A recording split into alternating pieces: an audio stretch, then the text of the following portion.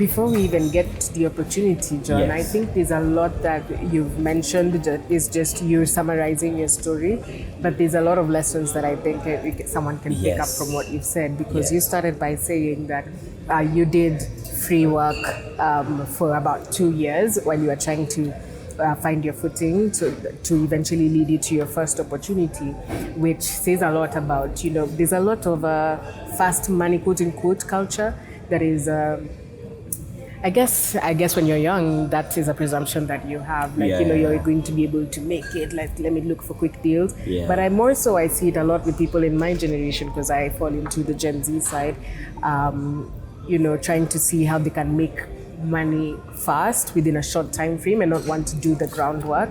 And so I think it was a lesson on resilience, because also just how casually you've mentioned that, when you now ventured into entrepreneurship, you then decided to do you delivered 200 CDs to reach out to these people to try and validate your business and also get people.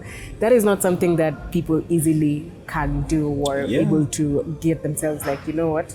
Let's do this. I'm going to call, email, I'm going to reach out to people, and also enduring the rejections and saying, okay, you know what, I've been rejected from this, but let me go physically to these schools. Yes. I think that's a lot of good things that you were able, and emotions that you were able to tackle while you were going through that. Could you just tell us a bit more about now how you were able to actually, the mindset that you had during that time? What are some of the key things that you would say to someone who is maybe starting their own journey and trying to see how to move to the next step? I think that's right. I think there are a lot of learnings that you get, along the way, things that you could never get in a school. Mm-hmm. And I think I have learned a lot since I started, say, my entrepreneurship journey. And what I would advise guys is to start early. Don't wait. Just start early, because you have to learn and unlearn a lot of things on your entrepreneurship journey. And I think from when I started, looking back, there's one thing that I understand clearly, looking back, and that is you cannot be a thinker and a doer at the same time. So most of the time you could be a very good thinker, or you could be a very good doer. So if you are both, then you're blessed. So most of the time, even if you look at all the millionaires and billionaires we have in this world, the legitimate ones, they always have someone they work with. They have like that, what you could call a wingman for that sex. And either they are a thinker and they have someone to do, or they are a doer and they have someone to think.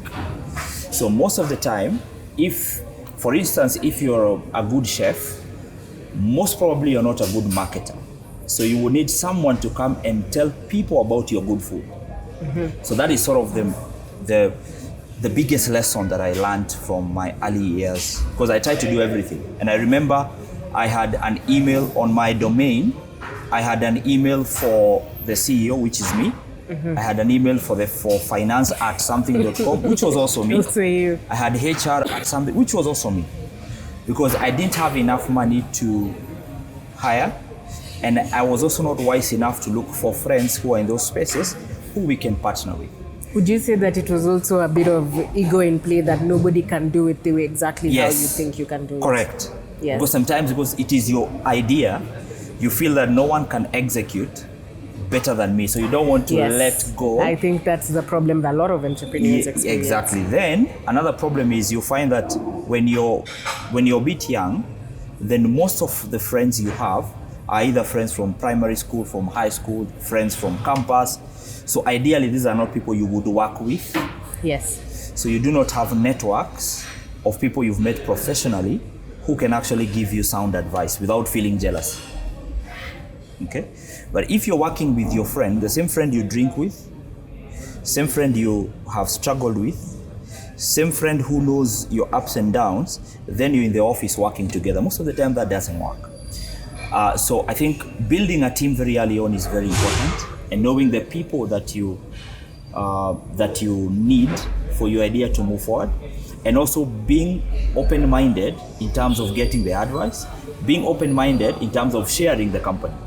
Because sometimes You don't want to start a company and then you bring somebody in who is an expert in marketing and then you want to give them shares. So the ego comes in and you say, let me do it myself. Yeah. Okay.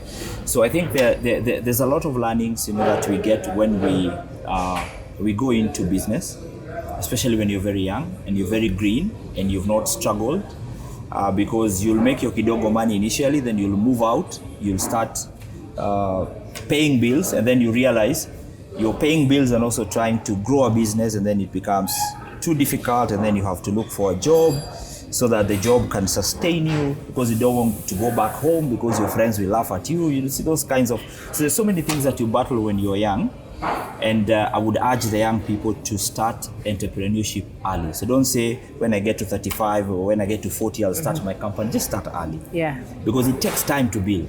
You cannot run away from the fact that it takes time. There's nothing like quick money. Yeah.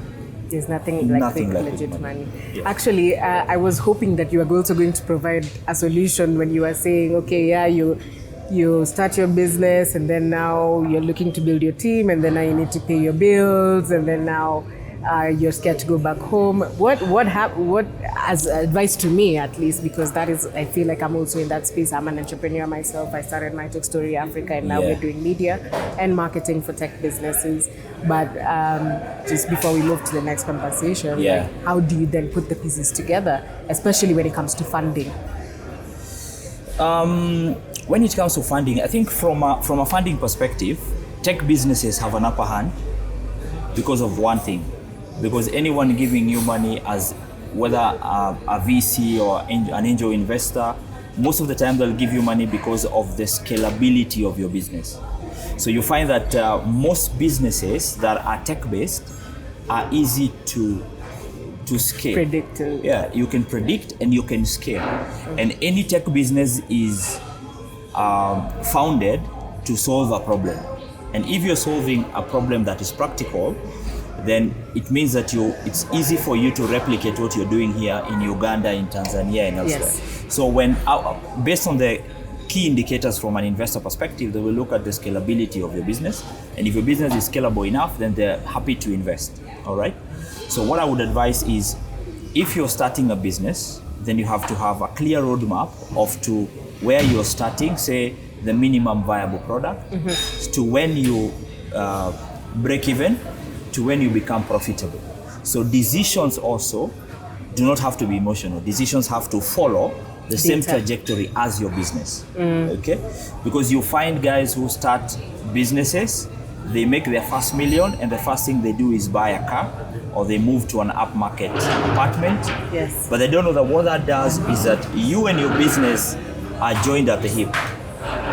Until your business grows to a level where it can sustain itself without you being around, then you can take some of those risks. But if you still have to wake up and go to your business for you to earn some money, then you better make better decisions, even in your personal life. Thank you so much. Yeah. I really like that.